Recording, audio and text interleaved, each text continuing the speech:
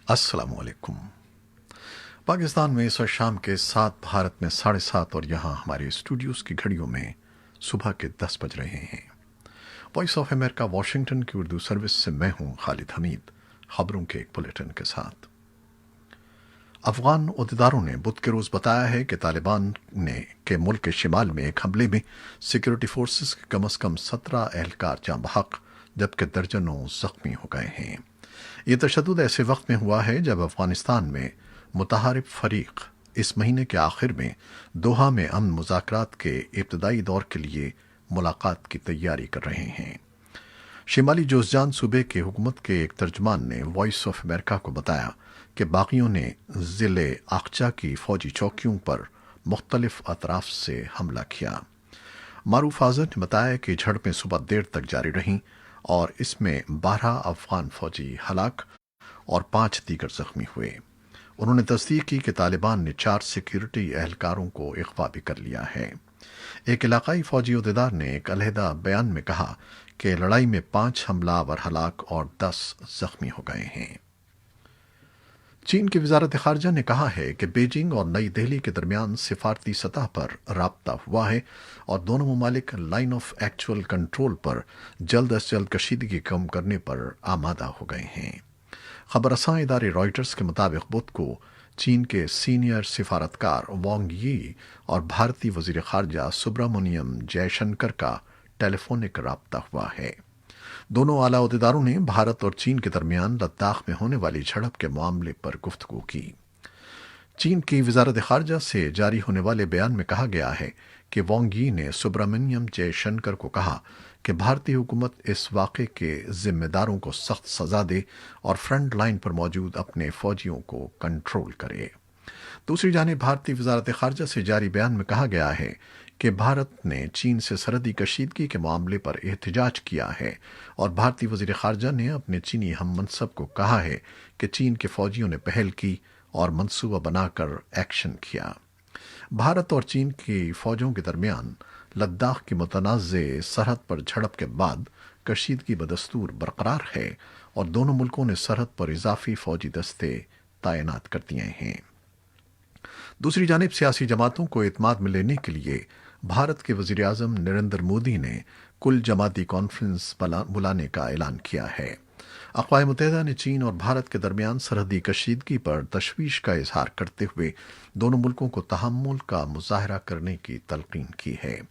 अक़वाम मुत्तहिदा के एक तर्जमान ने कहा कि दोनों मुल्कों के दरमियान कशीदगी के खात्मे के लिए मुज़ाकरात खुश आइन थे, ताहम फरीक़ैन के दरमियान सरहदी झड़प पर आलमी इदारे को तशवीश है। अमरीका के महकमे खारजा ने भी कहा है कि अमरीका सूरत हाल को बगौर देख रहा है और कशीदगी के पुरअमन हल की हिमायत करता है। वाज़ेह रहे कि मशरक़ी लद्दाख के इलाके गलवान वैली में एक्चुअल लाइन ऑफ कंट्रोल पर पीर और मंगल के दरमियानी शब दोनों मुल्कों के दरमियान झड़प हुई थी जो कई घंटों तक जारी रही। भारतीय हुकाम ने मंगल को रात गए एतराफ़ किया था कि तसादुम में एक अफसर समेत 20 भारतीय फौजी मारे गए। चीन ने ताहाल उसे पहुंचने वाले जानी नुकसान के बारे में कुछ नहीं कहा है। पाकिस्तान और भारत के दरमियान गुज़श्ता 7 दहाइयों से ज़ायद अरसे से जारी कशीदगी की एक बड़ी वजह जम्मू और कश्मीर का तनाज़ा है और दोनों मुल्कों के दरमियान माजी में इस मामले पर 3 बार जंग भी हो चुकी है। लेकिन गुज़श्ता साल भारत की तरफ से इस मुतनाज़ खित्ते की भारत के आइन में दी गई खुसूसी हैसियत को ख़त्म करके उसे 2 हिस्सों लद्दाख और जम्मू और कश्मीर में तकसीम करने के इक़दाम पर न सिर्फ पाकिस्तान ने मुखालिफत की बल्कि चीन भी इस मामले में एक फरीक बनकर सामने आया जब बीजिंग ने लद्दाख से मुतालिक भारत के इक़दाम को नाकाबिल कबूल करार देते हुए उसे वापस लेने का मुतालबा किया। और तज्ज़ियाकारों और पाकिस्तानी कानून साजों का कहना है कि चीन और भारत के दरमियान जारी हालिया तनाज़े और कशीदगी की वजह भी जम्मू और कश्मीर से मुतालिक भारत का गुज़श्ता साल का इक़दाम है जिसने चीन को मामले में मुदाखलत का मौका फराहम किया है। अक़वाम मुत्तहिदा की जनरल असम्बली बुध को सन 2021 और 22 के लिए सलामती कौंसिल के 5 नए गैर मुस्तकिल अरकान का इंतखाब कर रही है। कौंसिल के 5 नशस्तों के लिए 7 ममालिक में मुकाबला है। खबर रसां इदारे AFP के मुताबिक अफ्रीकी ममालिक کینیا اور جیبوتی افریقہ کے لیے مختص ایک نشست کے لیے مد مقابل ہیں، جبکہ کینیڈا، آئرلینڈ اور ناروے مغربی ملکوں کے لیے مخصوص 2 دستیاب نشستوں کے لیے لابنگ کر رہے ہیں۔ سلامتی کونسل کے 5 غیر مستقل ارکان کا انتخاب 2 سال کے لیے ہو رہا ہے، جبکہ جنرل اسمبلی اپنے 75ویں سیشن کے لیے بدھ کو اپنے نئے صدر کا بھی انتخاب کرے گی۔ سلامتی کونسل کے مستقل رکنیت کے خواہش مند بھارت کے اس مرتبہ کونسل کا غیر مستقل رکن منتخب ہونے کے واضح امکانات ہیں، جبکہ قوی امکان ہے کہ میکسیکو بھی سلامتی کونسل کا رکن منتخب ہو جائے گا۔ بھارت ایشیا پیسیفک ریجن، جبکہ میکسیکو لاطینی امریکہ اور کیریبین ریجن کے لیے مخصوص نشستوں پر امیدوار ہیں، اور ان دونوں کے مد مقابل کوئی اور ملک امیدوار نہیں ہے۔ پاکستان کے وزیر خارجہ شاہ محمود قریشی نے منگل کو ایک بیان میں کہا تھا کہ اگر بھارت سلامتی کونسل کا غیر مستقل رکن بن بھی جاتا ہے تو اس سے کوئی قیامت نہیں آ جائے گی۔ ان کا کہنا تھا کہ پاکستان بھی ماضی میں کئی بار سلامتی کونسل کا غیر مستقل رکن رہ چکا ہے۔ البتہ پاکستان کشمیر میں بھارتی مظالم دنیا کے سامنے اجاگر کرنے کا سلسلہ جاری رکھے گا۔ امریکہ کے صدر ڈونلڈ ٹرمپ نے ملک میں پولیس اصلاحات کے حکم نامے پر دستخط کر دیے ہیں۔ صدر ٹرمپ نے منگل کو وائٹ ہاؤس کے روز گارڈن میں اصلاحات کے مسودے پر دستخط کیے۔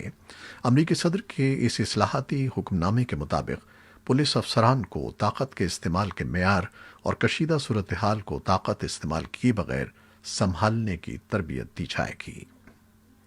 پولیس اصلاحات کے مسودے میں کہا گیا ہے کہ پولیس کے سماجی کارکنان کے ساتھ مل کر کام کرنے کا ایک نظام بھی ترتیب دیا جائے گا۔ امریکی صدر ڈونلڈ ٹرمپ نے منگل کو اصلاحاتی مسودے پر دستخط سے پہلے وائٹ ہاؤس میں اس بل سے متعلق گفتگو کی۔ صدر ڈونلڈ ٹرمپ نے کہا کہ اس کے علاوہ ایک ایسا نظام بنایا جائے گا جس میں پولیس اور سماجی کارکنان ساتھ مل کر کام کریں گے۔ البتہ صدر ٹرمپ نے اپنی گفتگو کے دوران پولیس کے نسل پرستانہ رویے پر کوئی بات نہیں کی۔ انہوں نے کہا کہ امریکی شہری قانون کی حکمرانی چاہتے ہیں اور قانون کی حکمرانی کا مطالبہ کرتے ہیں۔ دوسری جانب امریکہ کے ایوان نمائندگان کی اسپیکر نینسی پیلوسی نے صدر ٹرمپ کے پولیس اصلاحات کے اس حکم نامے کو کمزور قرار دیا۔ نینسی پیلوسی نے کہا کہ پولیس کے ظالمانہ رویے اور نسل پرستی کی بنیاد پر ناانصافی سے سینکڑوں سیاہ فام شہری ہلاک ہو رہے ہیں۔ اسے روکنے کے لیے جن اقدامات کی ضرورت تھی وہ اس اصلاحاتی مسودے میں شامل نہیں ہیں۔ امریکہ میں پولیس اصلاحات کے معاملے پر ڈیموکریٹ جماعت بھی قانون سازی کی خواہاں ہے۔ ڈیموکریٹس نے اس معاملے پر امریکی کانگریس میں ایک بل بھی پیش کیا ہے۔ Balochistan national party BNP Bengal کے سربراہ سردار اختر مینگل نے حکومتی اتحاد سے علیحدگی کا اعلان کر دیا ہے۔ پاکستان کے ایوان زیری میں بدھ کو اظہار خیال کرتے ہوئے اختر مینگل نے کہا کہ وہ آج باضابطہ طور پر حکومتی اتحاد سے الگ ہو رہے ہیں۔ اختر مینگل نے حکومتی اتحاد سے نکلنے کا اعلان ایسے موقع پر کیا ہے جب تحریک انصاف کی حکومت کو ایوان سے بجٹ منظور کروانے کا چیلنج درپیش ہے۔ BNP مینگل نے بجٹ اجلاس میں حکومت کو ووٹ نہ دینے کا بھی فیصلہ کیا ہے۔ سیاسی تجزیہ کار اور پارلیمانی ماہرین کا خیال ہے کہ BNP کا حکومت کی حمایت سے دستبردار ہونا بجٹ منظوری کے علاوہ دیگر قانون سازی میں بھی حکومت کی مشکلات میں اضافہ کر سکتا ہے۔ BNP مینگل کے سیکرٹری جنرل سینیٹر جہاں زیب جمال دینی نے وائس آف امریکہ سے بات کرتے ہوئے کہا کہ تحریک انصاف کے ساتھ حکومت سازی میں تعاون اپنے 6 نکات پر عمل درآمد کی یقین دہانی پر کیا تھا، جن میں سے کسی ایک پر بھی عمل نہیں کیا گیا۔ انہوں نے کہا کہ ہم نے حکومت کے مشروط کی حمایت کی تھی جسے جاری رکھنے سے آپ قاصر ہیں۔ دوسری جانب حزب اختلاف بھی بجٹ منظوری میں حکومت کے لیے مشکلات پیدا کرنے کے لیے کوشاں ہے، اور اس ضمن میں پیپلز پارٹی نے کل جماعتی کانفرنس بلانے کا فیصلہ کیا ہے۔ یاد رہے کہ بجٹ اگرچہ سادہ اکثریت سے منظور ہوتا ہے، لیکن معمولی عددی اکثریت رکھنے والی حکومت اگر بجٹ منظوری کے دن اپنی اکثریت ثابت نہ کر پائے تو وہ حکومت کرنے کا اخلاقی جواز کھو بیٹھتی ہے۔ وزیر اعظم عمران خان نے کہا ہے کہ ماضی میں اقتدار میں رہنے والی جماعتوں نے اقتدار کو ذاتی مفادات کے لیے استعمال کیا۔ तहरीक इंसाफ और इत्तेहादी जमातों का एजेंडा करप्शन और गुर्बत का खात्मा है। उधर तहरीक इंसाफ के सिंध से ताल्लुक़ रखने वाले अरकान ने हुकूमत को मशवरा दिया है कि वो सिंध में बरसर इक़्तिदार पाकिस्तान पीपल्स पार्टी की हुकूमत की मुबैना ख़राब कारकर्दगी के पेश नज़र विफाकी हुकूमत सूबे में अपना किरदार अदा करे। पाकिस्तान के मरूफ कंपियर तारिक अजीज लाहौर में इंतकाल कर गए हैं। मकामी ज़राए इब्लाग के मुताबिक तारिक अजीज का इंतकाल हरकत क़ल्ब बंद होने से हुआ। अहले खाना का कहना है कि तारिक अजीज को तबीयत ख़राब होने पर मकामी हस्पताल मुंतकिल किया गया, जहां उनका इंतकाल हो गया। तारिक अजीज 1936 में भारत के शहर जालंधर में पैदा हुए थे। उन्होंने 1970 की दहाई में पाकिस्तान टेलीविज़न से मशहूर प्रोग्राम नीलाम घर शुरू किया। वो एक अदीब, कालम निगार और शायर भी थे। तारिक अजीज ने अपने फ़नी कैरियर का आगाज़ रेडियो पाकिस्तान से किया था, लेकिन उन्हें शोहरत नीलाम घर से मिली। उन्होंने कई फिल्मों में भी काम किया। तारिक अजीज को 1964 में पाकिस्तान टेलीविज़न के आगाज़ पर पहले कॉम्पेयर होने का भी एहसास हासिल था। उन्हें 1992 में तमगा बराए हुस्न कारकर्दगी से भी नवाजा गया था। तारिक अजीज ने सियासत में भी बढ़ चढ़ कर हिस्सा लिया और 1997 के आम इंतखाबात में पाकिस्तान मुस्लिम लीग नून के टिकट पर लाहौर से कौमी असम्बली के रुकन भी मुंतखब हुए।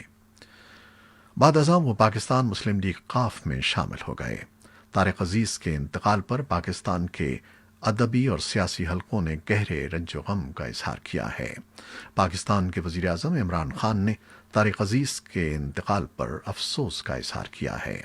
अपनी ट्वीट में इमरान खान का कहना था कि तारिक अजीज अपने वक्त के मकबूल मेज़बान और पाकिस्तान में गेम शो के बानी थे। इमरान खान ने तारिक अजीज के अहले खाना से इजहार तासियत भी किया है। ये थी वो खबरें जो फेसबुक लाइव पर हमने आपके लिए पेश की। वेबसाइट और यूट्यूब पर हमारा ये बुलेटिन पोस्ट कर दिया जाता है, जहां आप इसे बाद में भी देख सकते हैं। खालिद हमीद को अब इजाज़त दीजिएगा। अल्लाह हाफिज़।